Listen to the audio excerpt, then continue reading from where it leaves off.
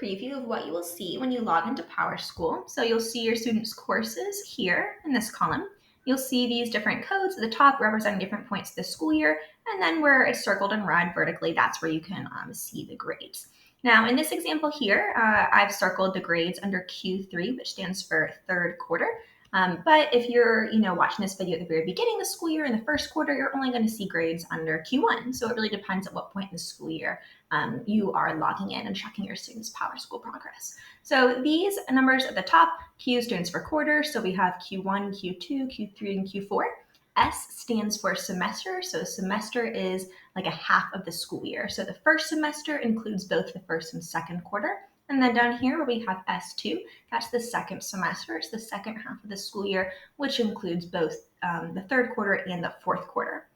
So the S1 and S2 grades, all they are is an average of the quarters within that semester.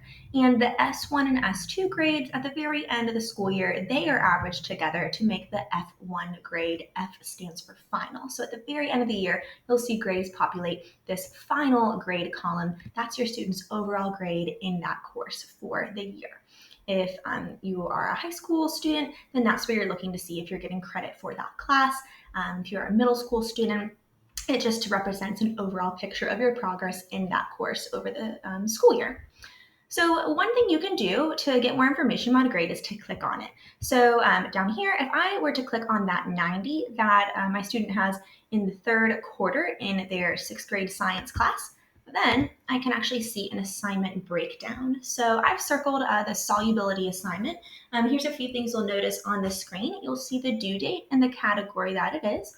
You'll see their score. Most teachers are going to represent the score out of 100 points, but if they do a 10-point assignment or something, you might see represented out of 10. So for the sake of getting a quick and easy snapshot of how your kiddo is doing, I suggest just looking at the percentage column. That's going to tell you their grade is a percent, so represented out of 100. One other thing to look at with the assignment breakdown is where it says week of blank behind it. So this is where that assignment is located within Google Classroom.